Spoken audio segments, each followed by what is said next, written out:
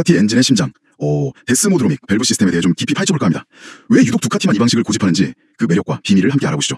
보통 엔진들 보면 그 밸브를 캠으로 이렇게 꾹 눌러서 열고 닫을 때는 스프링 힘으로 탁 닫히잖아요. 그죠? 네, 맞아요. 근데 두카티의 데스모는 이게 좀 특별하다고 들었어요. 네, 맞아요. 그게 데스모의 핵심인데 밸브를 열 때뿐만 아니라 닫을 때도 스프링을 안 써요.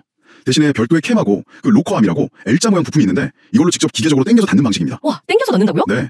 그러니까 밸브 움직임 전체를 처음부터 끝까지 기계가 완벽하게 통제하는 거죠. 이름 자체도 그리스어로 데스모스, 이게 제어된이라는 뜻이고 두로모스가 궤도거든요. 합치면 제어된 궤도, 뭐 이름 그대로인 셈이죠. 와, 밸브를 강제로 닫는다니 진짜 독특한데요. 근데 왜 굳이 이렇게 뭐랄까 복잡해 보이는 방식을 쓰게 된 건가요? 일반 스프링 방식에 혹시 문제가 있었던 건가요? 아, 정확히 보셨어요. 특히 이제 시간을 거슬러 올라가서 1950년대 레이싱계를 생각해보면 그 답이 딱 나옵니다. 당시엔 엔진 회전수를 정말 극한까지 끌어올려야 했거든요. 근데 그때 금속 기술의 한계 때문에 밸브 스프링이 그걸 못 버텼어요. 아, 못 버텼다. 네, 자주 부러지기도 했고 또 너무 빨리 움직이다 보니까 스프링이 제때 밸브를 못 닫아주는 현상, 이걸 밸브 플로팅이라고 하는데요. 이게 아주 빈번했습니다. 밸브 플로팅이요? 그게 구체적으로 어떤 문제를 일으키나요? 일단 밸브가 제대로 안 닫히면 당연히 출력이 뚝 떨어지겠죠. 근데 이게 다가 아니에요. 심하면 그 열린 밸브랑 피스톤이 그냥 꽝 하고 부딪혀서 엔진이 완전히 박살나버리는 거죠. 아유, 생각만 해도 끔찍하네요. 그렇죠. 이러니 뭐 레이스에서 우승은커녕 완주조차 힘들었던 거예요. 이걸 어떻게든 해결해야만 했던 거죠. 그래서 1956년에 두카티의 파비오 탈리온이라는 정말 천재적인 엔지니어가 있었는데 이분이 125cc 그랑프리 머신에 데스모 시스템을 딱 도입합니다. 아, 그때 처음으로. 네, 결과는 뭐 대성공이었죠.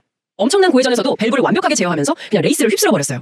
이때부터 데스모는 두카티의 상징 그 자체가 된 겁니다. 아, 그런 절박한 배경이 있었군요. 근데 한 가지 궁금한 게 이 데스모 방식, 두카티가 처음 만든 건 아니라는 이야기도 있더라고요. 네, 맞습니다. 사실 영국의 노톤이라던가 독일의 메르세데스 벤츠 같은 다른 회사들도 비슷한 시도를 했었어요. 하지만 이걸 포기하지 않고 계속 발전시켜서 지금 우리가 타는 양산 모델에까지 꾸준히 적용해온 건 두카티가 유일해요.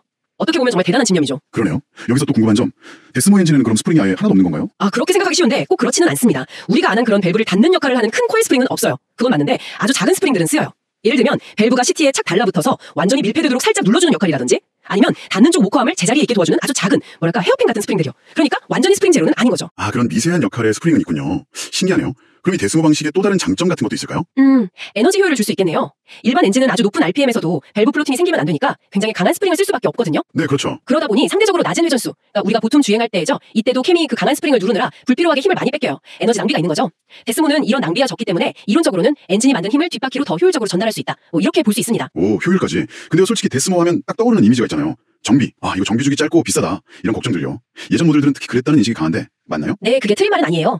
과거 공랭식 엔진 모델들은 실제로 그랬습니다. 밸브 간격 점검 주기가 지금보다 훨씬 짧았고요. 그리고 데스모는 밸브를 여는 쪽, 닫는 쪽, 양쪽에다 그 심이라고 간격 조절하는 얇은 판이 있거든요. 이걸 양쪽 다 점검하고 필요하면 교체해야 하니까 작업량이 거의 2배였죠. 시간도 오래 걸리고요. 또 타이밍 벨트 교체도 있었고요. 역시 그랬군요. 아, 그럼 지금도 그런가요? 두카티 타려면 정비 걱정부터 해야 하나요? 아니요. 이제 그건 정말 옛날 이야기가 됐습니다. 그동안 금속 기술이나 엔진 오일 같은 재료공학 그리고 엔진 설계 기술 자체가 엄청나게 발전을 했어요. 그래서 요즘 일반 스프링 밸브 엔진도 뭐 15,000 RPM 이상 거뜬히 돌고 내구성도 굉장히 좋아졌거든요. 데스모가 처음 해결하려고 했던 문제가 어떻게 보면 기술 발전